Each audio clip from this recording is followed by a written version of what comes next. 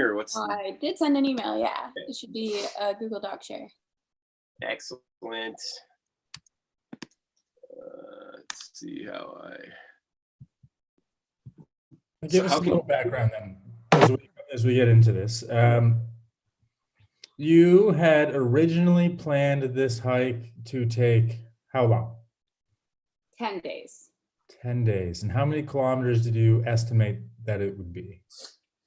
Well, almost 100. There's no trail to pretty much all of this proposed route that we did. So we didn't know the actual kilometers to guesstimate how far it would take to scale down a mountain or up it. So we guesstimated 100. Okay. And did you plan on taking 100 kilometers worth of food with you right from the get-go? Some of us kind of did. I did. Yeah. I took all my food. Yeah.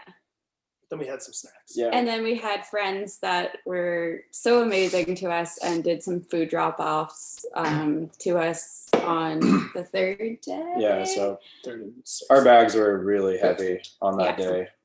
Very painful. Right? We got it? There it is! Hey, here we go. There it is.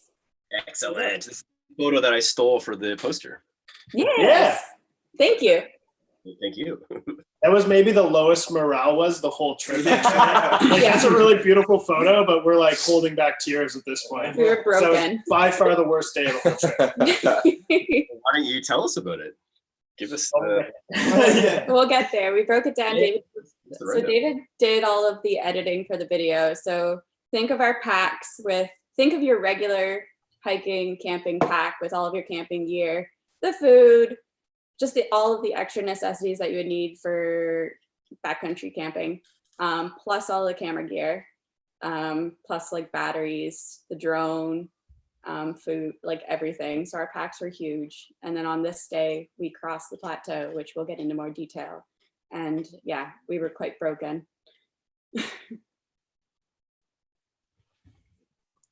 Oh, Chris is screen sharing. Chris,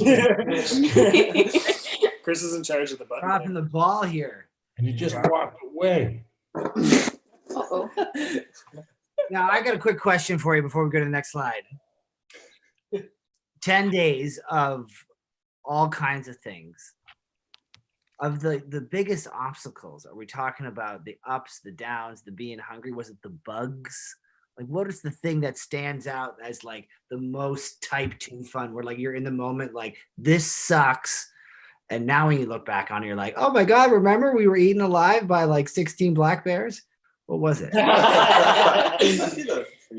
yeah, as I was like, probably that day, because there were just these trees that, like, Shrubs? it took you so long to get through them. Like it was like 1 kilometer per hour is what we were doing through those trees. And I put the drone up for a second just to kind of get an idea of what we were looking at, and it was just all of this like really crappy bush that we had to push through. What we thought was like an open field too. Like we were looking at our maps and the satellite images, and we were like, oh my God, tomorrow's going to be so easy. It's giant fields. And then we got stuck in the middle of just the worst. The trees were like just Intertwined. yeah, just locked, and we were trying to push ourselves through them with our packs on. There was nothing you could do. They were pulling you back like every step. And they weren't little trees either. So like all of our bruises really happened that day too, because it was just, our legs were just bruised so badly after that day. Oh. Now, in that, like you're 9 days in, you're hungry and sore and tired. I mean, be honest. Who was like ready to wave the white flag? We didn't really have the opportunity to. I'm over this. Yeah, I wasn't as mentally prepared as the others. Although I only did half the trek these guys did, so that just goes to show my my mental prowess there. It's not as strong as the others. Oh dear. Now, okay, let's get down to kind of some of just the nitty gritty here. So like, where did this start? Try to give us a sense of the direction that you took And what area ultimately are you covering here? You're just wandering through the wilds of Cape Breton. Where are we? If Chris would go to the next slide, but he's not there, is he? Chris is out wandering through the wilds of his bathroom. Okay. So a lot of people are familiar with the northern tip of Cape Breton, Meat Cove area. Chris, Oh, he's back.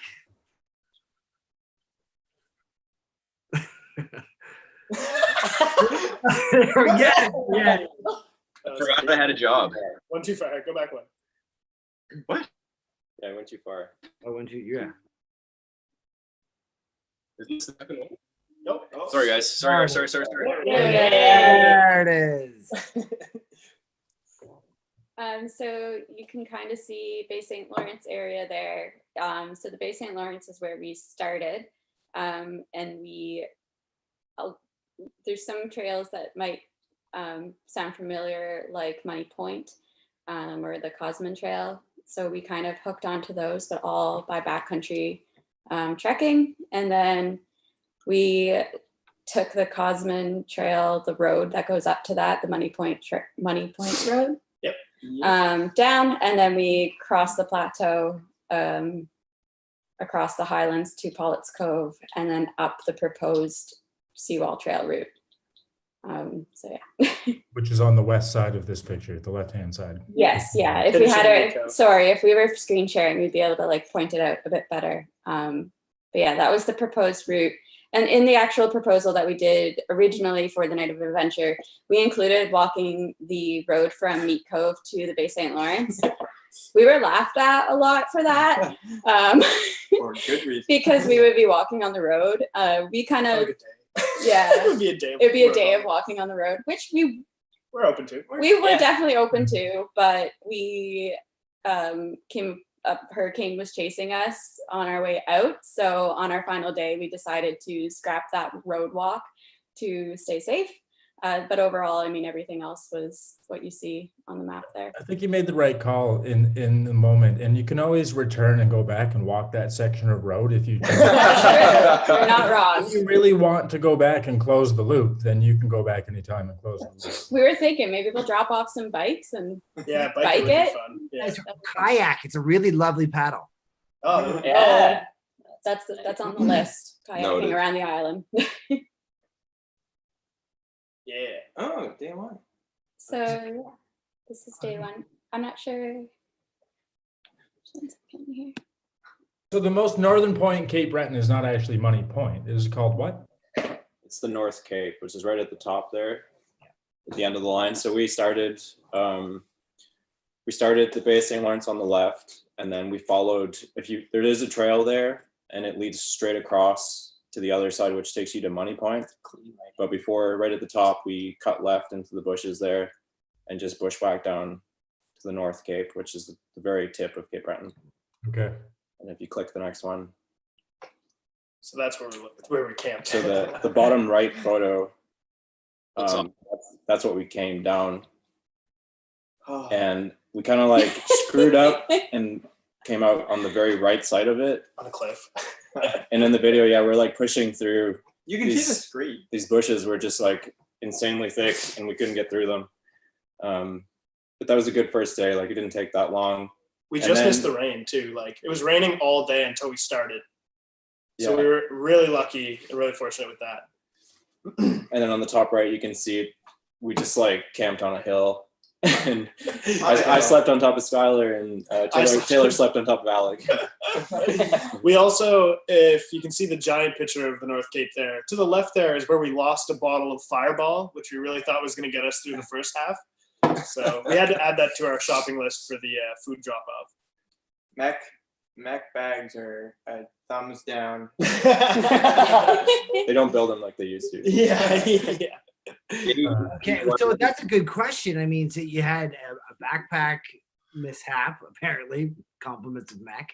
It's funny you say that because I have a similar. Yeah. I was gonna say, Dave Green, you want to add to that? No, okay. Hey, we've all been there. I mean, some of this is featured if you watch the videos, but what are some of the major mishaps that sort of happened along the way? I actually almost lost my hat while we were down there. It almost flew into the ocean, but I managed to run up with my like 50-pound pack in the wind and grab it. My glasses almost flew into the ocean. It was very windy. It was so windy. David's a madman and flew the drone. So the drone looked like it was about to crash, and I'm The drone running was like after the this. drone like this, like on the edge of this I was cliff. like, what is she doing? She's trying to catch it. So scary. So this is day 2. So we started off with North Cape. We essentially only hiked down there to say we did it. And then we had to ascend. She's ready to come right back up the Right same up. way that we went down. It was brutal. Dangerous. But yeah. You skip to the next slide. You Yeah, can see the next one, the you can see it. elevation here. Oh, Yeah, so we went straight up. Oh, boom. Yeah, And the bottom right there, that's going back up. And then on the left there, we're looking at Money Point, where we had to get to. And if you've ever been to Money Point and you like stand in the bottom and you look at those like giant mountains and you're like, oh man, I bet it would be impossible to hike that. It definitely is impossible, and I would never recommend anybody go from where we went across because it's super dangerous. So a lot of that, it didn't capture a lot of it just because we were like, the descent down to that river was just Dangerous. like very dangerous. Yeah, we were passing our packs, passing the dog down. Passing the dog, yeah. yeah. We sent Alec first because he's the smallest of us, so we wouldn't disturb the ground, so we wouldn't cause an avalanche. When we got to the bottom of the mountain, Indy was wearing a backpack that she was carrying some of her food and water and stuff in. And Taylor and I were beside her, and she just launched her dog backpack off of her into the river and was like, I am done. Yeah. I'm not wearing that pack. She was pissed. Everybody commented, they were like, oh my God, she's wearing a cute dog bag. And we're like, yeah, that did not last long. She literally dumped it and then looked at Skylar and I as it went down the river, and we were trying to get it with our poles, and then the water fell out of it. Yeah. It was an ordeal. And you guys were like waiting for us, and they were like, what are you guys doing? Where's Indy? Indy is at home. Okay, the hero of the story, not even on the. I know. We got another dog, a golden retriever. She's just about 1, and she gets really car sick. So we're trying, right now our adventures are very closer to home. We can't take her too far, so we're working on it. And we can't take one dog without the other, so. So yeah, this is right before we got down to Money Point. We found some sheds, which David's holding up there. The whole trip, one of the bigger questions was, did you see any wildlife, any moose, any bears? Lots of signs of animals, of course, everywhere. We've hiked quite a bit around the highlands, and there's always lots of signs of them. However, we've not seen. We smelled them. Yeah. We were on top of like 2 bears. Yeah. Clearly in like their territory, and just never saw them.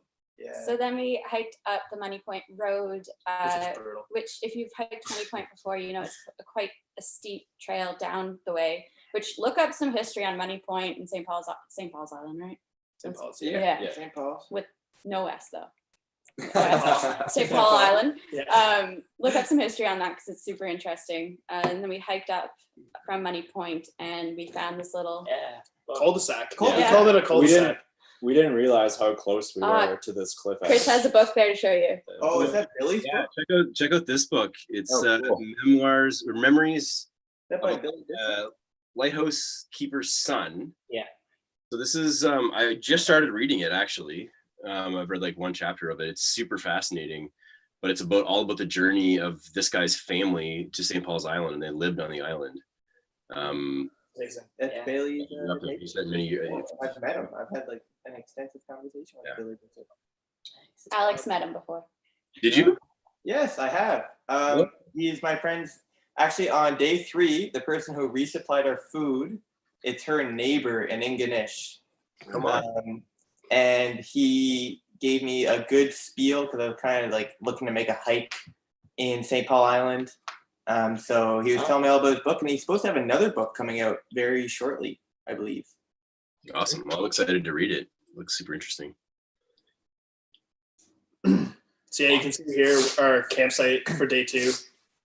We had a great, it was a brutal climb up there. We found a river on the way up, and David ended up carrying like two like pails of water because we knew that we weren't going to get any water that night. That's where we found the money cane. The money cane, yeah. If you watch the videos, you'll know what the money cane is. We didn't really cover it, but that's where we found it. It's just a piece of pipe, and then I decided to carry it the rest of the trip. And a few of the boys drank beers out of Yeah. it.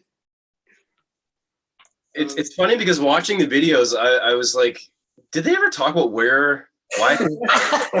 It's actually at your guys' house now. Why? Yeah, it's on the wall in Under the garage. bed.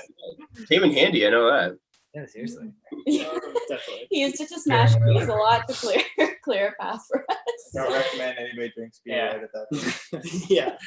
Alec drank the first beer, and I'm pretty sure he swallowed like 2 pounds of dirt. God knows how long it was So sitting there. this is day 3. On the next one, you'll see the satellite dish that we found just like kind of beside our campsite, on the top left there. UFO. And Probably a UFO. this, like, in the middle of the woods, there's nothing else there, and it's just this like a dish. It's unbelievable Huge, that we dude. found it. I could tell how freaked out you guys were about this. Did you find out any information since the trip? No. No. A lot of questions about it, but we haven't found any other information. So weird. It's in the middle of nowhere. Like it was quite close to where we were camping, so like very possible there was a There's like an access road, tower. Yeah, there's an access road, so there was probably a tower there someday. but there's trees growing all around it. Yeah, but that's been there for a long time. Could have been part of the NORAD or the pine tree line, I or like thought it was early part of the detection NORAD, missile And I checked, system. but it was not. Was not part of the It North. wasn't part of NORAD. No. No. And then on the right there, that's looking down or across a Cosman trail. So we had to descend down and then up it. So if you look at the bottom left is like, we took a break there, and it was probably the best break of the trip. If there's like highlights to certain days, I would definitely say that bottom left photo sums up a highlight of that day. If you've done Cosman before, it's a great like 20-minute trail. We've done it with David's parents. David's mom is watching. Hi, Brenda. Hi, Eddie. We did it with her and Eddie before, and like it's not that difficult to do, but it's very steep. So if anybody's familiar with it, we hiked up it. From the very bottom. From the bottom, yeah. In making the proposal for the Night of Adventure grant, that was definitely, I wonder if we can type of thing, which was really fun to challenge ourselves with. And it was definitely one of the steeper climbs that we've done. Yeah. I don't know, but we were riding the high once we got up to the top. At that point, we were just obsessed with a jar of pickles. Yeah. We were so ready for our food resupply where we knew we had a jar of pickles. Yeah. To consume. There we go. Jar pickle. Whose idea was it to bring the jar of the pickles in the first place? Alec. Yeah. Pickles are the optimal hiking snack. right next to hummus, I would say. Yeah. But pickles are the way to go. As you can see, we not only ate every single pickle in there, but we drank all of the pickle juice. Amazing. Alec, I want to go hiking with you, man. I'm down with the. Every calorie Everyone counts. hating pickles right now is like, "Ooh, I'm out." And we are the same people who drink the water out of the tuna cans, and the same people who drink the water out of the boiled potato pot, and the same people who drink the water out of the boiled noodle pot.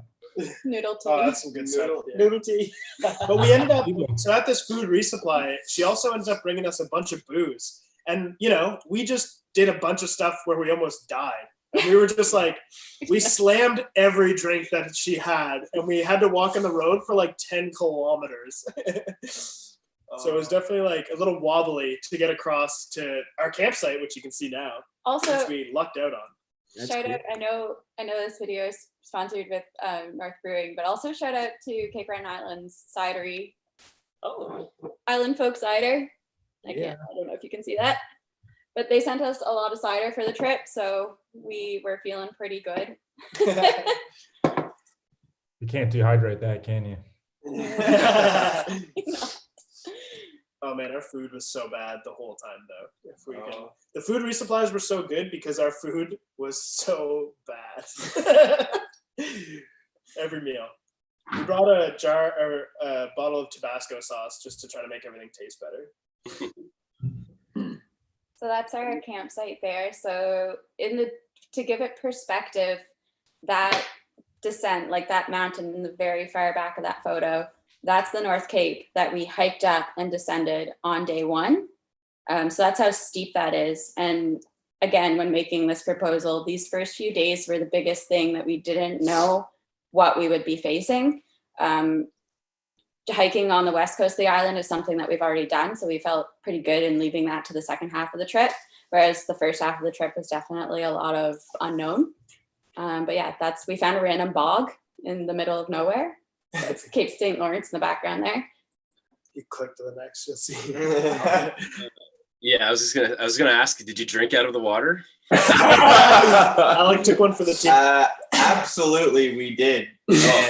However, Wouldn't recommend it.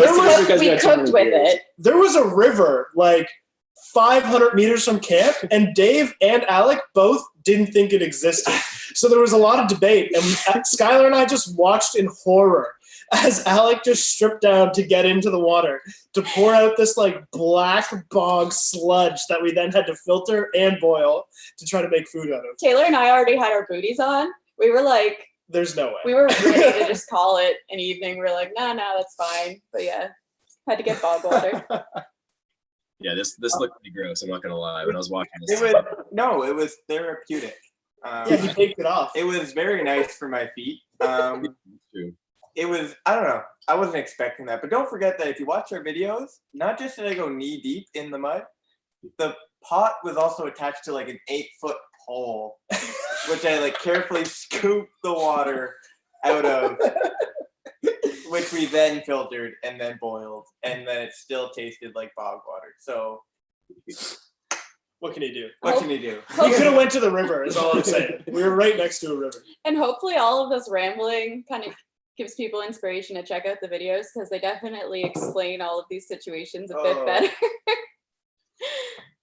So this is day 4, probably like the best day of the trip. Yeah, the most peaceful, best day of my life. Yeah, one of the easily best day of my life. This is the most clear-minded I have ever been. 100%. So it was just all after you drank the cider. We had the cider every day. So this day was just all upriver. The whole day we just it must have been like 6 hours of hiking upriver. Put on water shoes and just went right up, which was such a nice break for our feet to have them in something other than our like shoes, and have them in cold water. I found like made my like body feel really good, because at this point we've been climbing mountains for days and drinking. We drank heavily on day 3, so it was actually really therapeutic to just like, we were all really spaced out, and it gave us a lot of time to just kind of sit with kind of what we were doing. And it really, we knew that the next 2 days were our most middle of nowhere kind of big question marks as far as like navigation goes. Like we really didn't know what the terrain was going to be like. At least with some of the mountains and stuff, we kind of understood that we had to climb mountains, but we didn't really know what mental task was going to hit us next. So this day was really internal, I would say, if anything.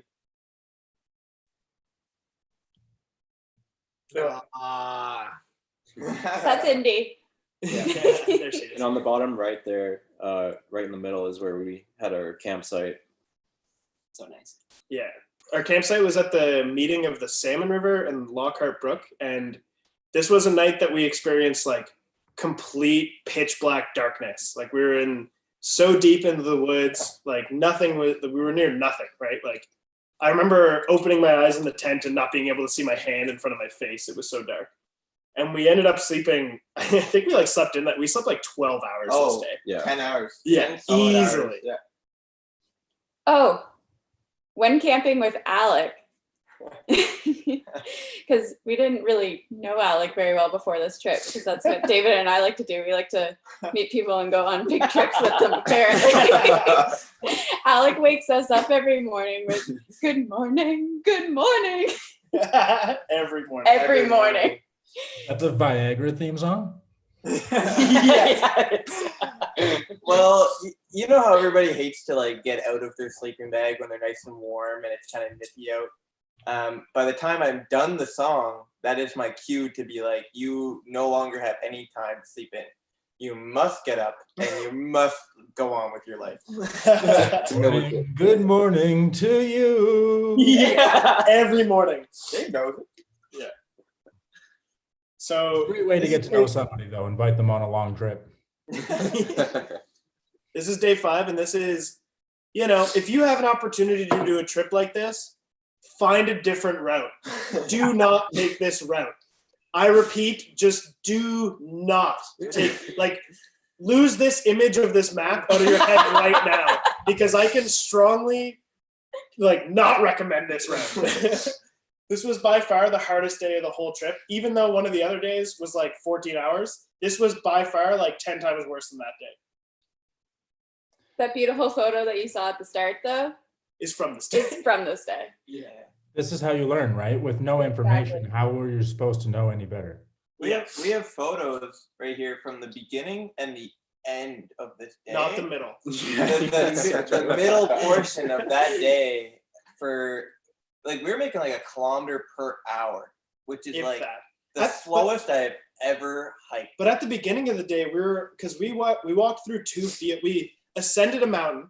We walked through 2 fields. We were doing 3K an hour, which is pretty quick. But in total, we hiked 13.5 kilometers in 10 and a half hours. So to give that some perspective, we slowed right down in the middle of this. And to be clear, we did not stop for lunch. We didn't stop for anything. We stopped 5 times for about 5-10 minutes. And to take those pictures, because when we finally saw the other side. Yeah. Yeah, that's the bottom right there is Someone actually messaged us after this trip. So on our Instagram, I also did a bunch of stories. It's in the Instagram highlight stories that kind of shows a first person. Check out the YouTube videos too. But somebody messaged us asking, what is bushwhacking? I was how do you describe that? You're just hiking through trees and through bushes, pushing yourself. This day was bushwhacking. Yeah. We really that's what we were saying earlier too, is we thought that it was going to be green fields, and we started the day going through 2 beautiful fields. Oh, no. And then we never saw a blade of grass again for 8 hours. If this day was a lesson for me, I would have to say that topographical maps are phenomenal. However, that being said, sometimes you're going to think that it's a nice grassy flat field, and incorrect. It is bush, and you're gonna hate your life for 8 hours, maybe 10 hours. We really thought that we would eventually find a field. So when we found a small break, what we were saying earlier, Dave put the drone up, and we thought that the drone was gonna go up, and we were gonna see that we're 100 meters from a beautiful lush field that the moose graze in and the bears run through. And we thought we were gonna do the same thing. Dave put up the drone, and there was a circle of grass where we were standing, and 5 kilometers in every direction were these shitty little trees that we could not for the life of us push through. And then we had to for the rest of the day. That's when we knew that we messed up. We were way too confident going into day 5. That's also when we were basically chasing a bear. Yeah, we were on top of a bear that time. Yeah. We could smell him. Fresh scat everywhere. That was probably one of our more closer. We had 2 closer encounters. We almost ran into the moose once, and we almost ran into the bear once, but we never saw them. In this route finding and bushwhacking, how often did you actually use a compass? 0. We used GPS, really. Yeah, maps. We had a compass, we're good, but no. We knew what direction we had to head in at this point, and we knew that it was all the plateau and it was flat. So does the topography of the land basically dictate where you can and cannot travel? A compass isn't necessary if you're following the map properly? Correct. So at one point, it was actually more efficient to walk probably an extra 2 kilometers around this bush that we had found. Yeah. And kind of skirt the tree line, than to just walk through this bush. So there was like several points of the day where I looked at Dave and I was like, we're just gonna walk around. Like there's no way I can keep going this way. Wherever the trees and the bush weren't, everywhere else was like a bog marshland. So like it was kind of pick your poison at this point. But also while we were out there in the middle of nowhere in the most harsh terrain, we found like suggestions that humans were there. Like we found a trail marker, but like just tied onto a tree and a bucket and a tire. Yeah. Literally in the most like middle of nowhere we have been the whole trip. And we found that. And then we made it to Let's Go. Yeah. Where we knew our friends were meeting us and they brought food. And that's also where Johnny and Toner joined the Tails. But yeah, we had tacos. Oh man. And this is our off day, day 6. The greatest day ever. The bottom right photo there is us doing laundry. So we filled our waterproof bags with like these laundry leaves and then rocks and our clothes and water. And we rolled them down the hill as like an agitator to try to clean all of our clothes. We drank a lot of whiskey. We drank a lot of whiskey this day. We showered. We showered. We showered in the river. We bathed. We bathed, I guess. Yeah. That was a great day. It was. But then So I had no intention of coming on this trip at all. Like I was part of the food resupply when we came into Pollett's Cove, and I packed for like a one-nighter, but something compelled me to actually bring a full slate of gear. So Jan, you mentioned at the start you were 11 out of 10 jealous of the suffering that they were going to be going through. And I felt that when I got to Pollett's Cove, and I was like, oh damn, like I think I got to figure this out. And then Taylor has this way, like as soon as there's like a hint of possibility that you're about to join a plan, he smells the blood in the water, and then there's no giving up. So he's like, man, you can do it. Like I was like, I have extra food. I have extra food that you brought in for me. I will give it to you. We had like a full cornucopia of food. Like there was so much food we could have taken 2 more people, and we still had to send them back with stuff. But the only problem was I worked 2 days that week. I had Monday, which was the next day off. But Tuesday, Wednesday, I was scheduled. And of course, when you're in Pollett's Cove, you don't have cell service. So I couldn't figure that out in that moment. So the decision was worst case scenario, I have Monday to hike out by myself, get out of Pollett's Cove and, stay the night and go out on Monday. But there was rumor that there might be cell service at the top of Bald Mountain. So the first mountain we have to climb the next day. So I decided to join the next leg. Yeah, so this part here. And right near that, where that picture was taken, we had like a glimpse of cell service, like 1 bar. And calls kept getting dropped. And I had to somehow break the news to 2 of my colleagues to say like, hey, I've got this really wonderful chance to do Seawall. And like, I'll owe you 1,000 if you can work Wednesday for me. And the call went through and it worked out. So I joined the rest of the leg. This is also where Johnny joined us, and we also had to do some convincing for him to join us.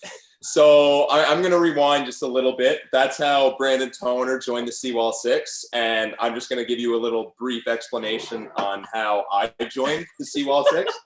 So prior to their 10-day trek, Taylor came home to Cape Breton. So I figured this was a good opportunity to catch up with him. So we went to Boston Pizza to have a couple of adult beverages there. And anyway, I knew about the 10-day trek that he was going on, but unfortunately I wasn't able to join them. Not that I have much backcountry experience, but Taylor knew how much I wanted to do Seawall. And this was my one opportunity to do it. So again, as Brandon mentioned, Taylor could smell blood in the water at this point. So Taylor just asked, why don't you just take a few days off of work and join us for the Seawall portion? So, I was all for it. The only thing was I was scheduled to do LASIK eye surgery on that Thursday. This was a procedure I was waiting for several months at this point. So anyway, at the beginning of the night, I was adamant that no, I couldn't do it. But couple Thunderbolts. Yeah, a couple of adult beverages later, my decision making is not so good. And like I said, Taylor could smell blood in the water, so it was probably around midnight at that point where I canceled my LASIK eye surgery. And I committed to join them on Seawall. So with that being said, I was part of the food resupply to meet them in Pollitt's that Friday. So I love how you remember the days of the week, because looking back, I'm like, ingrained. what day of the week was it? Hey, my parents still don't let me forget. So I have yet to get LASIK eye surgery. My next question. Yeah, so we gained a few members. Yeah, exactly. That's what will you remember more in 10 years from now? The LASIK eye surgery or walking the Seawall Trail? You know, that's exactly it. Dave smells blood in the water. Yeah, you're right. Dave, you're absolutely right. You're absolutely right. Yeah, spontaneity runs deep in our playbook. Best decision I've ever made. So I'll let them carry on with the rest of the story there. I just remember how stoked Johnny was that he didn't have to sleep alone once Toner was able to come with us. Like I said before, I didn't have much backcountry experience, so having a sixth member join us, so I could tent with somebody else, that meant a lot to me, just for my psychological health. We cuddled. We were able to debrief every night after all that bushwhacking and suffering, so it was good.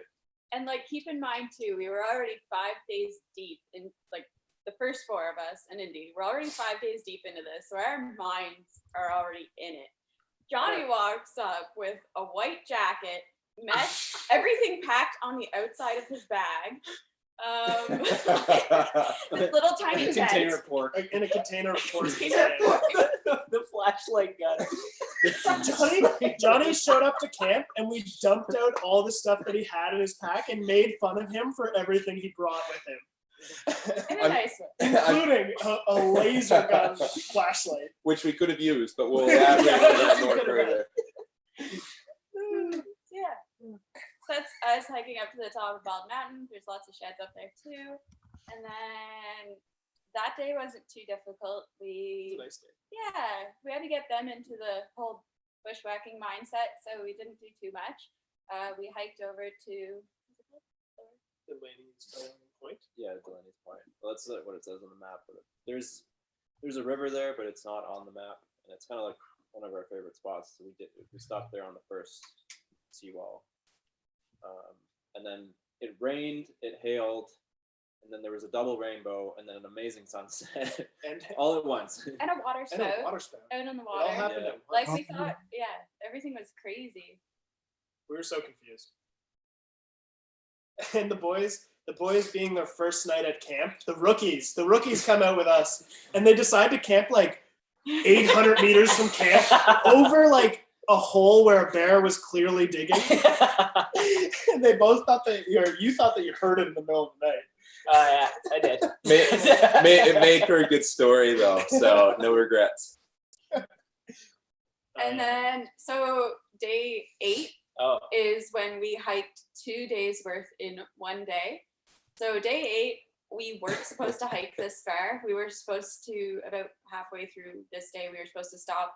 But on a mountain, we got service and we found out that Hurricane Teddy, if anybody remembers Hurricane Teddy back in September, was pushing in.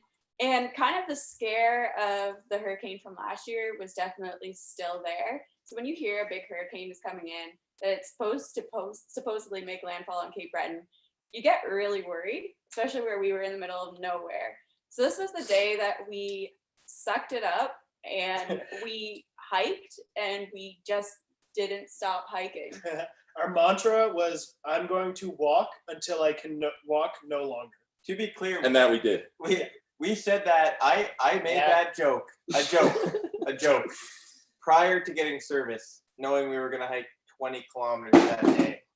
So I think we jinxed ourselves. 100%. But it's in the past, I guess. So we basically did Seawall all in one really long day. Yeah. We did a small portion of Seawall the day before, but then we just did all of it in one go. Oh man. So keep in mind, this is an area that we've already done before, so it wasn't too difficult. Like, it was places that we were familiar with. We knew roughly where we should go up and come down from. They have a funny story they're waiting to tell you. But yeah, this day was also, the whole idea with the trip was, we had amazing weather on this day too. Like, look at those photos. So we've been to this point. We call it Seawall Mountain 3 times now. David and I did it in November 2 years ago, and it was snowing. It was the scariest we're gonna die experience of my life to date. I remember crying, thinking that we were gonna die because we had to climb down this rock face in the snow. And I remember rolling. It was terrifying. And then the second time we did it was with Taylor and a different crew of Seawall. We have those videos on YouTube too. And our weather was really windy and crappy that day. So we had amazing weather this time around. And our whole idea for the trip was less kilometers so that we could capture it to all of its glory. Yeah. More kilometers. So when we got to the top, if you go back one. So Toner, no, I thought he had it in his hand. He did have a walking pole. Johnny's. That was Johnny's because they were sharing walking poles. Do you want to tell me what you did with the walking pole? Do you want to tell it or me? Yeah. The rookies. Go ahead, Johnny. So you could probably tell when I'm going to tell the story, there's a little bit of bitterness in my voice here. So as we mentioned previously, Toner had no idea that he was going to embark on this seawall journey. Meanwhile, I had every intention, so I brought 2 walking poles. So anyway, when I found out that Toner was going to join us, I did the nice thing and I offered him one of my hiking poles, as I'm sure anybody would do.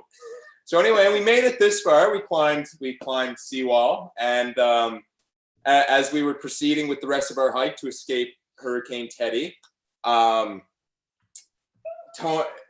was it you dropped your bag or you dropped your pole? He put his pole down. Yeah, so I'll let him tell it. you're going along and you get hungry, you want to grab some trail mix, so you set your bag down and you have a little snack, you get something out of the bag, and then you continue on a little longer and you're like, oh shit, I think I had a walking pole.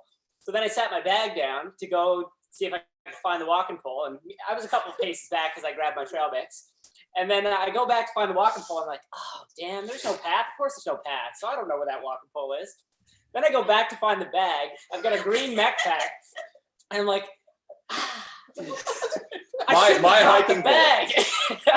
He lost Johnny's pole and his pack. We were all ahead, and that's all. So they're like 5 minutes ahead. I'm like running around in circles trying to cover as much ground as I can in the middle of this mysterious forest to find both my bag and Johnny's walking stick.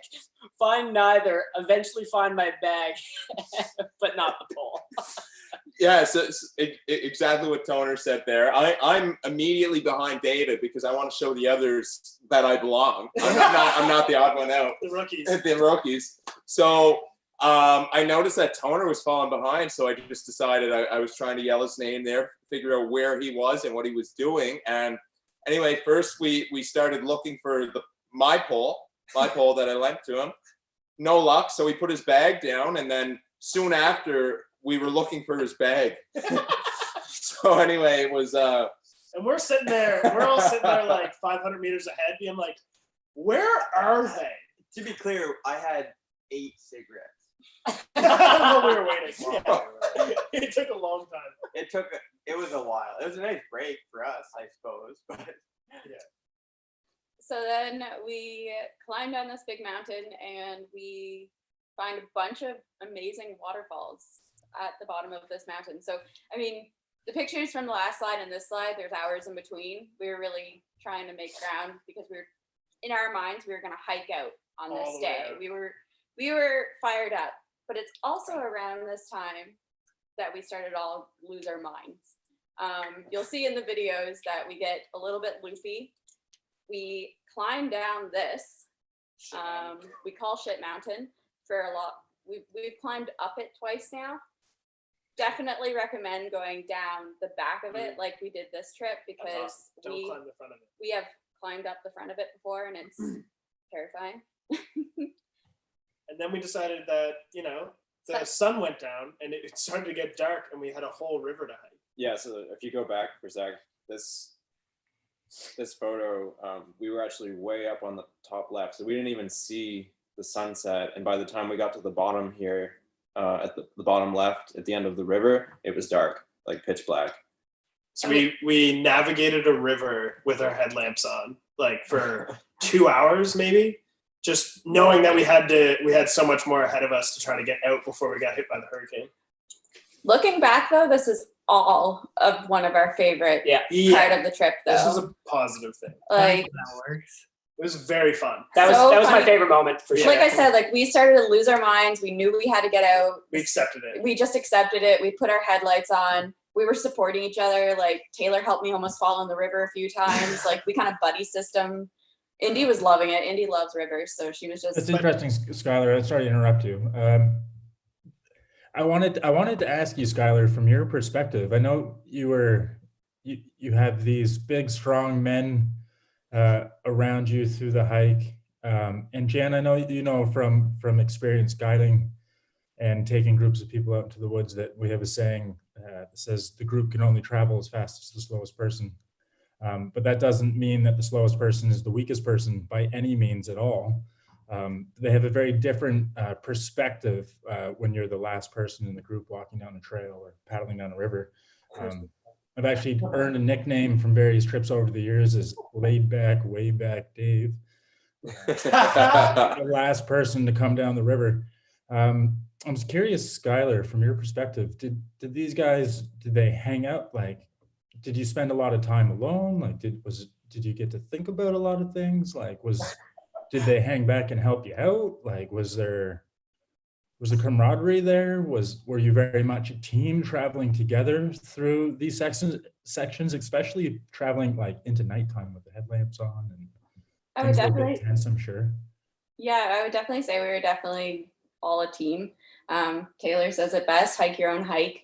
And if everybody's in the mindset of we're hiking our own hike and we're all just doing our best and there's just positivity flying back and forth. I mean, sometimes I wasn't always the last, but I was definitely quite often the last in the back there. A harder point probably would be going across that plateau.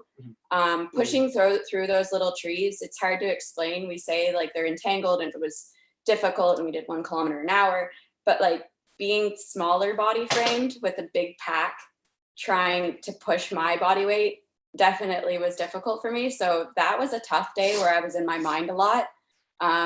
Made sure my phone was charged. I played some music. Like they were never far, mind you, but sometimes to just have that backup to know that you might be in your mind a little bit and be okay with it. I always try to say like, oh no, I didn't think of what conversations I'm going to have with myself this trip, because you have so many conversations with yourself. You're so like talking to yourself, you're telling yourself stories sometimes, because as much as you want to be talking with your pals all the time, it takes a lot of energy too.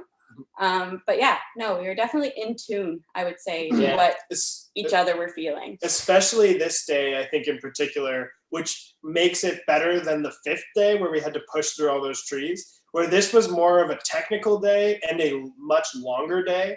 I think the camaraderie was there because we were already at like a week into the woods, right? Yeah, even when we got to the bottom of the river, we still had probably 3 or 4 hours of bushwhacking 4 across hours in the dark. In the dark, only by headlamps. And like this was on our like 11 to 14 hours of the day, and we thought we were still going to go all the way out because at that point the hurricane was going to hit Cape Breton directly, and it was still a category rating. So it was really just we laughed the whole time. Yeah. it was a team effort. By all means, nobody was in this for themselves, know what I mean? So you had to make it out as a group. There was no other option. So it really didn't matter whether you were leading or you were behind. We were just moving as one unit. Especially once it became dark and we were bushwhacking in the dark, we were still joking around quite a bit.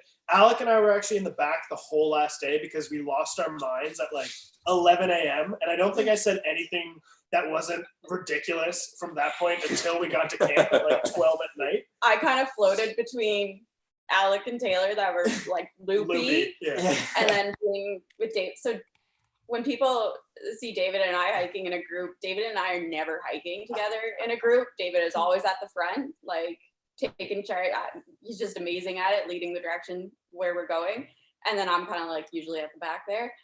But we're totally happy with that system. There was one point though where we were in the middle of the dark, at least like 3 hours in at this point, and Like what we were looking at on the map just kept like not making sense to us. And we were trying to go somewhere. And we were all kind of openly talking about how we all wanted to go different directions. And there was a point where Dave looks at all of us and goes, "You can check your map. It's this way." And then he turns and just walks away. And we were like, all right, we're following that man. We're going to follow that guy as far as we can. David's not a sassy person. There was so much attitude. Love a powerful man. So much respect in that moment. This is us on the very last day. So our big 10-day trip obviously got cut down to 9. We hiked on the 8th day as far as Lowland Cove. Another great trail. It's an actual trail in Cape Breton if you've never checked it out. And this is us stretching before the hike out. Wasn't too difficult of a day. You could definitely, it was an eerie thing to wake up to. Lowland Cove and around Mead Cove area is always very windy. We woke up, no wind. It was just spooky, waking up and knowing. And the tide was out, like, tide was down like 5 feet. Like, it was insane. You could definitely feel that a storm was coming. We made camp the night before at what time? Midnight? 11:30 midnight. About midnight. So we really hiked 14 hours. 2 days worth into one day. So when we say we did a big 10-day hike, we technically did. 10 days worth of distance. We just did it in 9. And then we hiked out. We ended up at the Highland Hostel where Bryson made us moose meat spaghetti. And edibles. And edibles, yeah.